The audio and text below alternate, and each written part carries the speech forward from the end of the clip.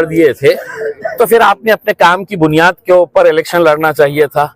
लेकिन आपने क्या किए कि अलग अलग राजनीतिक पार्टियों को तोड़ने का फोड़ने का काम किए, उनके नेताओं को अपने पार्टी के अंदर लेके आ गए, जो भ्रष्ट से भ्रष्ट लोग थे उनको भी अपने साथ लेकर आ गए, लेके ही नहीं आए हैं, उनको मंत्रियां भी बना दिए हैं। तो ऐसे हालात के अंदर ये स्वाभाविक था कि जिन्होंने ये नारा दिया था कि अब की बार 400 पार, तो उन्हें ये यकीन हुआ कि भैया जनता तो मुझसे कह रही है कि काम बताओ करके, तो जब काम दिखाने के लिए कुछ नहीं था तो फिर आ गए कि मंगल सूत्र खींचा जाएगा, घुसपैठियों को दिया जाएगा करके। तो ऐसे मुद्दे जो जो आम जनता से ताल्लुक नहीं रखते हैं, मेरी कॉन्स्टिट्यूएंसी के लोग कहते हैं कि मुझे पानी दीजिएगा करके, और मैं जब उन्हें कह रहा हूं कि साहब इन्हें पानी दीजिए, तो वो कहते हैं कि नहीं मंगलसूत्र चोरा जाएगा और घुसपैठियों को दिया जाएगा करके।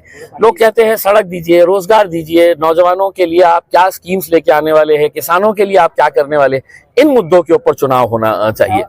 आपके सामने कैंडिडेट कौन, आपके सामने मुख्य कैंडिडेट कौन आपको लगता है कि जिस तरह से संदीपन बुमरे कैबिनेट मंत्री है उन्हें मैदान में उतारा गया है, वो आपके सामने मुख्य प्रतिद्वंदी है, या फिर चंद्रकांत खैरे सीनियर लीडर है, 4 बार चुनाव जीत चुके हैं? देखिए, चंद्रकांत खैरे साहब ट्राइड एंड टेस्टेड है।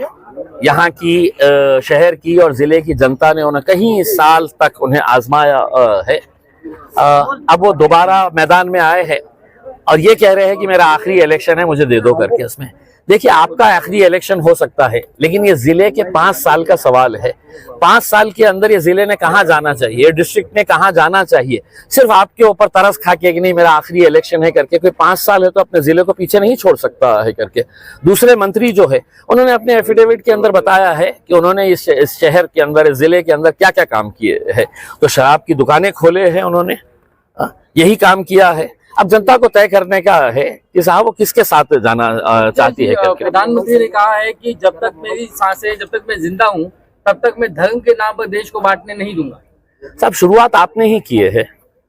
अगर देखा जाए तो धर्म के नाम के ऊपर मुझे बड़ा अफसोस हुआ उस दिन जब मैं पार्लियामेंट के अंदर बैठा था और वहां पर नरेंद्र मोदी साहब पार्लियामेंट के अंदर खड़े रहकर ये कहे थे कि मैं ओबीसी हूं करके।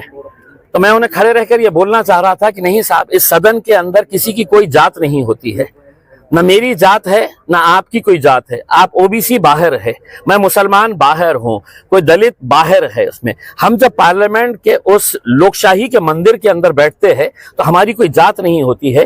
पहला प्रधानमंत्री है 75 सालों के अंदर जिसने on the floor of the house ये कहा कि मैं ओबीसी हूं करके। उसमें लेकिन वो अपने आप को कामदार कहते हैं, कांग्रेस को नामदार। देखिए, दूसरों के ऊपर उंगली उठाना बहुत आसान है।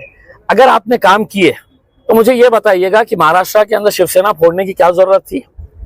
मुझे ये बताइएगा कि राष्ट्रवादी कांग्रेस फोड़ने की क्या जरूरत थी आपको।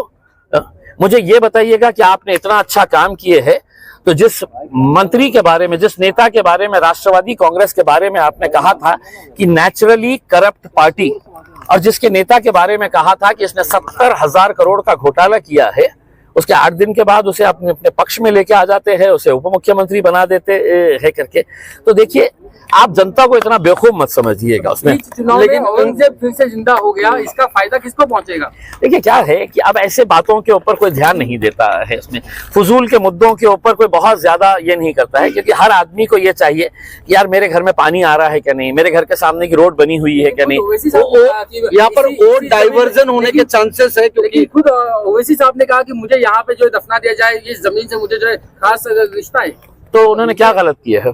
आप मरने के बाद कहाँ वो होना चाहिए, आपका अंतिम संस्कार कहाँ होना चाहिए, आप तय करेंगे ना। उन्होंने क्या बोले हैं? उन्होंने क्या बोले हैं कि यार इस जमीन से मुझे मोहब्बत है, इस जमीन से मुझे मोहब्बत है, तो अगर मैं मर जाऊं, मरना सबको है, आपको भी मरना है उसके अंदर, तो आप भी है तो अपना विल दे दीजिएगा कि मुझे अंतिम संस्कार इस शमशान भूमि में करवाना। उन्होंने कहा है, उन्होंने ऐसा कुछ नहीं कहा है। 15 मिनट वर्सेस 15 सेकंड, ये जो एक नई राजनीति। देखिए, बकवास सवालों का बकवास जवाब मैं देने के लिए तैयार नहीं हूं। ये मुद्दा विकास के मुद्दों के ऊपर है, और जो लोगों के पास काम की बात नहीं है वो बकवास करते रहते हैं। यहाँ पे भी मोहतरमा आई थी और उन्होंने बकवास बातें करके चली गई। आपको लगता है कि देश में इस बार बदलाव होगा? देखिए, लोकशाही को अगर मजबूत रखना है तो सरकारें बदलती रहनी चाहिए। इसमें लोकशाही का सबसे बड़ी ताकत जो है कि आपके पास एक स्ट्रांग ऑपोजिशन होना चाहिए।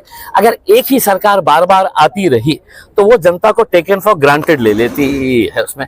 तो सरकारें जब बदलती है तो बदली हुई सरकार, विपक्ष जो रहता है वो चुस्त रहता है कि अगले टाइम मुझे भी उठा के फेंक डालेंगे करके, तो वो जनता के हित में काम करती है।